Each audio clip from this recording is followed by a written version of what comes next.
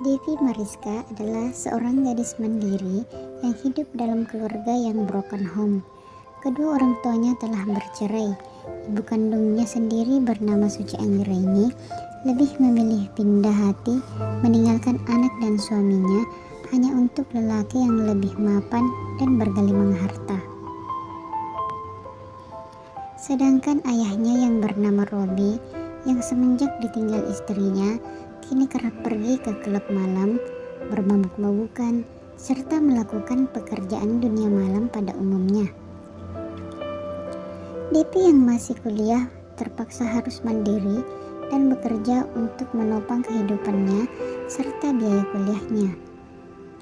Waktu luang ia selalu menyempatkan dirinya kerja paruh waktu untuk mengumpulkan pundi-pundi untuk biaya sehari-hari dan juga kuliahnya.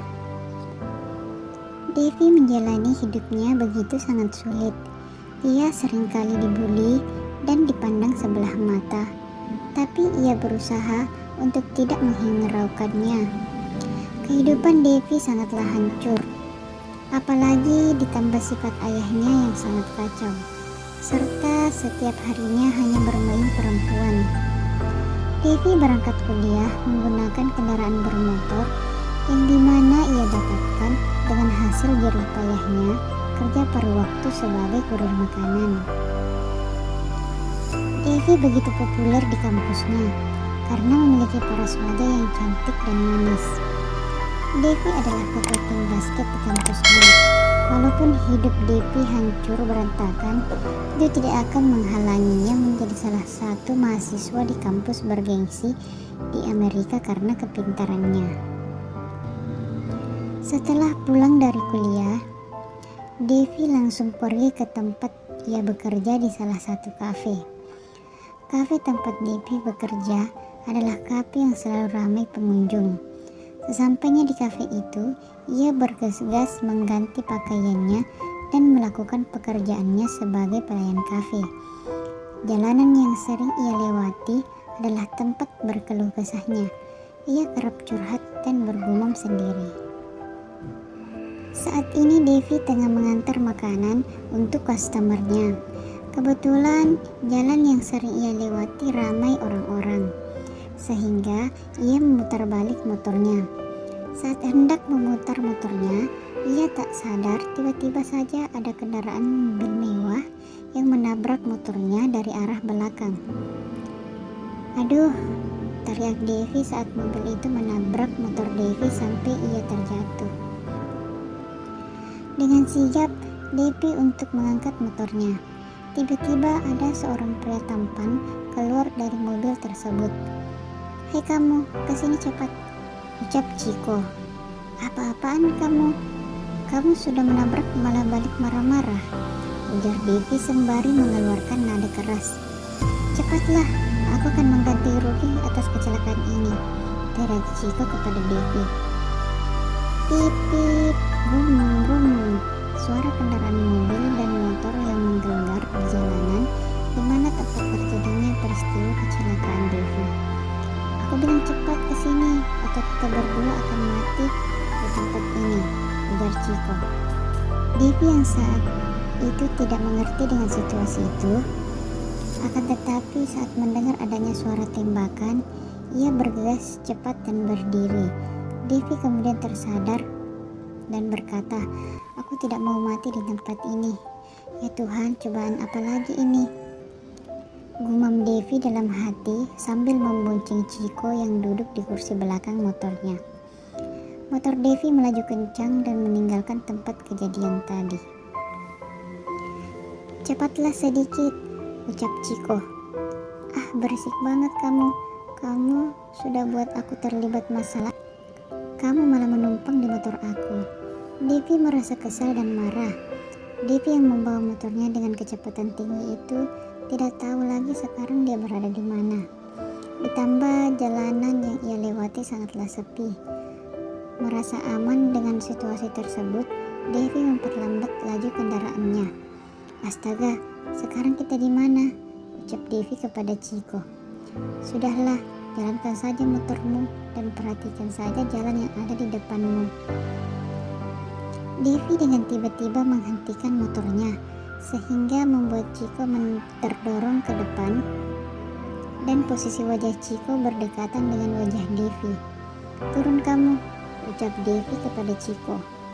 Chiko tidak menghiraukan apa yang dikatakan Devi kepadanya, sehingga Devi turun dari motornya lalu mengambil kunci motornya. "Benar-benar kamu ya, aku katakan turun dari motor." Dan lagi-lagi tidak menghiraukan perintah Devi, sembari memasang wajah datarnya. Devi yang emosi kemudian berteriak di telinga Chiko, "Kamu tuli ya? Kamu gak bisa mendengar apa yang aku katakan?" Devi berteriak sembari sesekali menarik daun telinga Chiko. "Aduh sakit," teriak Chiko sembari turun dari motor Devi. "Lihat apa yang kamu lakukan. Gara-gara kamu aku jatuh. Aku telat pergi antar makanan ini. Hari ini pekerjaanku hancur karena ulahmu. Apalagi sekarang ini aku tidak tahu kita berada di mana. Udah mau gelap lagi," kata Devi kepada Chiko. "Tenang sedikit woi, kamu juga tidak akan mati di tempat ini." "Bodo amat, aku mau pulang," ucap Devi sambil berjalan dan menaiki motornya. Akan tetapi saat hendak menyalakan motornya, tiba-tiba motornya tidak bisa menyala.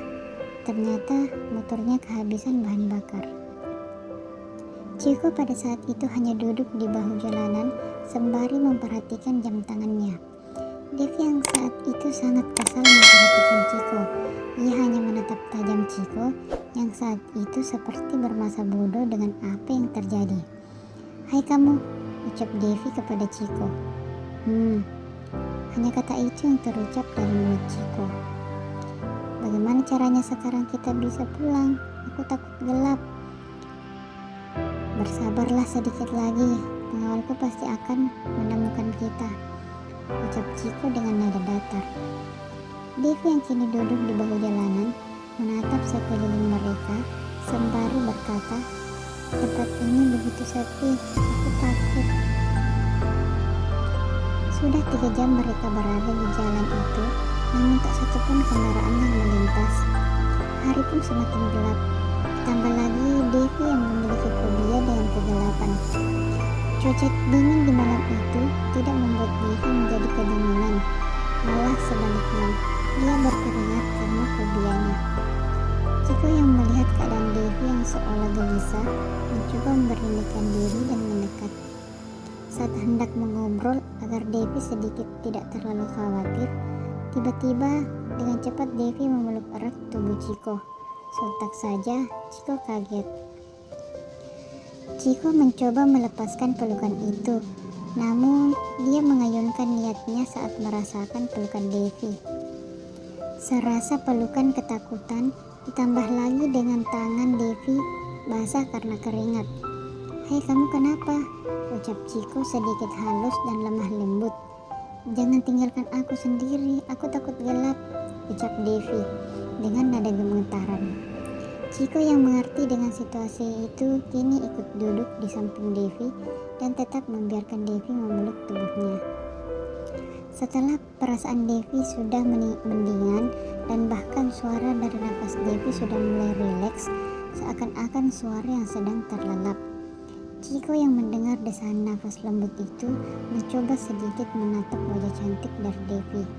"Yaelah, dia malah tidur," ucap Chiko yang saat itu masih memandangi wajah Devi sesekali. Juga kembali melihat jam tangannya, karena jam tangan Chiko dilengkapi dengan jam tangan yang sudah memiliki aplikasi dan maps yang mampu dilacak oleh asisten dan pengawalnya. Hampir 6 jam berlalu, tiba-tiba terdengar suara kendaraan yang dimana dia adalah pengawal dari Chiko. Saat pengawal Chiko datang, ia ingin membangunkan Devi, namun ia tak tega melihatnya yang terlelap. Sehingga ia menggendong Devi ke dalam mobil. Pengawalnya kemudian menyuruh pengawalnya untuk mengamankan kendaraan Devi. Kini mobil Chiko menuju ke apartemen miliknya. Wanita ini saat tertidur pun tak mau melepas Iris Chiko dalam hati sembari kembali memandangi wajah cantik Devi. Tak terasa kini mereka telah sampai ke tujuan yang hendak ia tuju. Semua pengawal menyambut kedatangan tuan muda mereka. Chiko menggendong Devi ke salah satu kamar tamu. Pelayan pun kemudian mengikuti Chiko. "Urus dia," perintah tuan muda kepada pelayannya. Seluruh pelayan dan pengawal Chiko heran melihat kejadian itu. Apalagi mereka semua tahu akan perjalanan kisah cinta dari tuan mudanya tersebut.